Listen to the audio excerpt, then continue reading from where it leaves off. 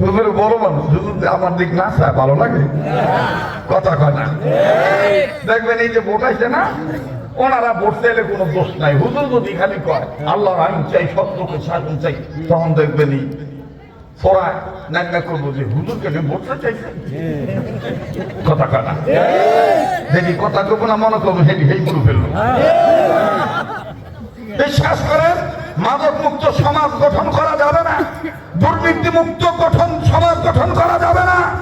আমার ভাইরা, আমার বন্ধুগণ, সমাজকে সভ্য সমাজে পরিণত করতে হলে অবশ্যই অবশ্যই আইন সৃষ্টি যার, আইন চলবে তার, এ বিধান কায়েম করলেই সমাজে শান্তি হবে। এই করতো নাই,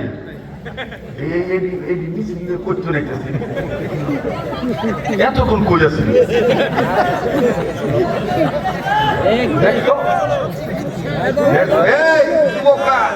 ওদের ভিতরে ঢুকে যা, কপাল ভালো হয়ে যাবো, কতক্ষণ ঠিক কিনা।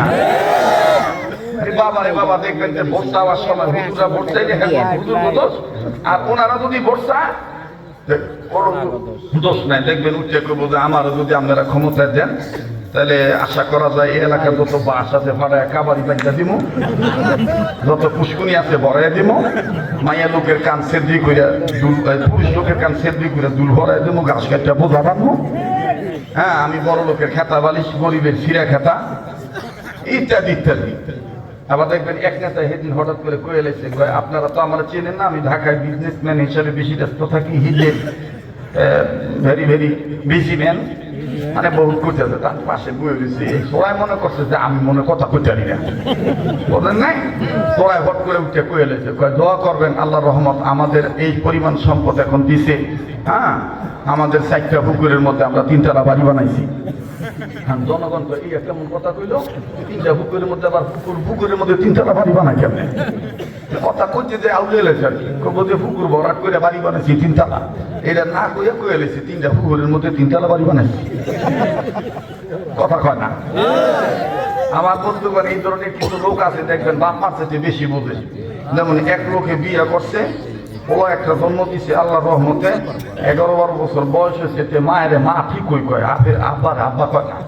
তো দুজনে খাইতে বসে, খাইতে বলে বড় হলে এখন বাপে কইতেছে কি বলা জন্ম দিলাম, এত কষ্ট করে কামাই কাজি করে খাওয়ায়, এদি তোরা মা কয় আমার যে আব্বা কয় না, দুঃখ কই থুই।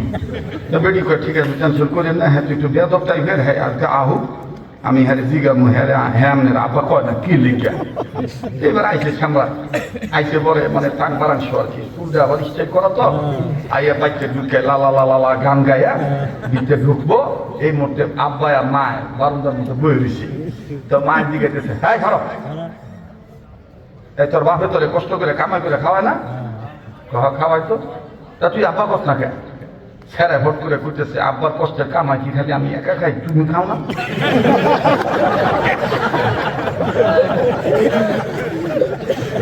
তুমি আগে আব্বা খাও।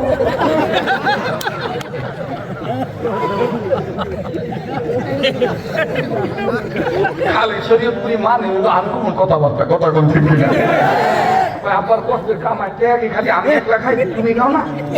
তুমি আগে আব্বা খাও, পরে আমি আব্বা করি। বাপে ডাকছে, বাবা তোর মাপ চাই, তোর দুটা ভাব ধরে মাপ চাই, তোর জন্ম হচ্ছে না আব্বার ডাক শোনার মজা আমার গেছে গা, আর জীবনও লাগতো না। আমার বন্ধুগণ, যারা বলে যে ইসলামের রাজনীতি নাই, কোরআনের রাজনীতি নাই, এই ধরনের কথাবার্তা যারা বলে, তাদের নামের আগে পিছিয়ে আলহাজ মোহাম্মদ থাকতে পারে, কিন্তু আসলে কামের মুসলমান না, নামের মুসলমান। কথা ঠিক না? কি এর মুসলমান? যখন কি এর মুসলমান? নামের মুসলমান, কামের মুসলমান না। যদি কামের মুসলমান হইতো তাহলে কখনোই ওলামায়ে কেরামের বিরুদ্ধে আন্দোলন করতো না, এবং এই কথা বলতো না যে আলেম, যে মাওলানা স্টেজে উঠে রাষ্ট্রকে সংস্করণের জন্য কোরআনের আইন বাস্তবায়ন করতে চাইবে, রাসূলের শাসন কায়েম করতে চাইবে, ইসলামের পক্ষে যারা ভোট চাইবে তাদেরকে বেঁধে থবেন, এই ধরনের কোনো কথা কোনো মুসলমানের বাচ্চা বলতে পারতো না। আর আমরাও প্রস্তুতি গ্রহণ করে আছি, আমরা আমাদের বাচ্চাদের মতন ভুল করতে চাই না। এদেশ ওলামায়ে কেরামের দেশ, এই দেশ ইসলাম ছিল, আছে, থাকবে। ইসলামের পক্ষে থাকতে যাইয়া শুধু হামলা মামলা নয়, জীবন দিতে রাজি থাকবো, বাপের কাছে মাথা নত করবো না।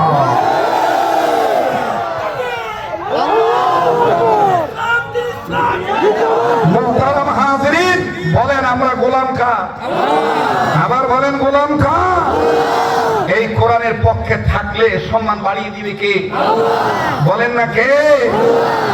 আমার ভাইরা, আমার বন্ধুগণ, আল্লাহ বললেন নবীজি তাম পৃথিবীর জমিনে যারা মানুষ রূপে জন্ম নিল, এই মানুষদেরকে আমি আল্লাহ রব্বুল আমিন জানিয়ে দিলাম, মানুষ রে তোমাদেরকে আমি খামাখা বানাই নাই। আমি তোমাদেরকে যে উদ্দেশ্যে বানিয়েছি এই উদ্দেশ্যটা আমি আল্লাহ রব্বুল আমিন প্রকাশ করে দিলাম। আমার বন্ধুগণ, আমার বাবাজিরা, উম্মতের উলামায়ে কেরাম এই জায়গায় বসা আছেন। গোটা কোরআনুল কারীমের মধ্যে বিসমিল্লাহির রহমানির রহিম থেকে শুরু করে মিনাল জিন্নাতি ওয়ান নাস এই 114 সূরার মধ্যে হইতে আল্লাহ রব্বুল আমিন ঈমানদার বান্দা বান্দীদেরকে যতভাবে ডাক দিয়েছেন, तमाम পৃথিবীর সকল মুফাসসিরিন কেরামগণ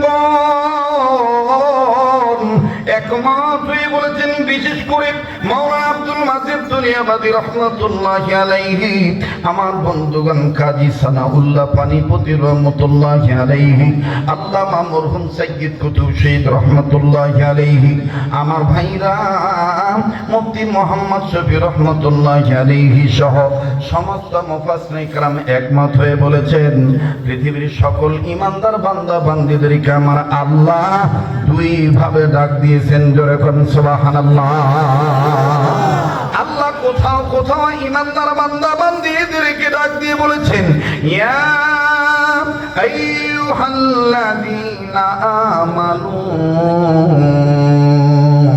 কু আনফুসাকুম ওয়া আহলিকুম নারা।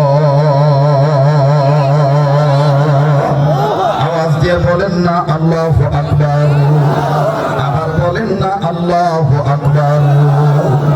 ভালো কাজে জান্নাত মিলবে, মন্দ কাজে জাহান্নাম। জোরে, ভালো কাজে জান্নাত মিলবে, মন্দ কাজে জাহান্নাম। এটাই কিন্তু শীতের রাত। আপনাকে অবস্থা দেখে তাতে মনে হয় কি ঘুরাবেন ভাই,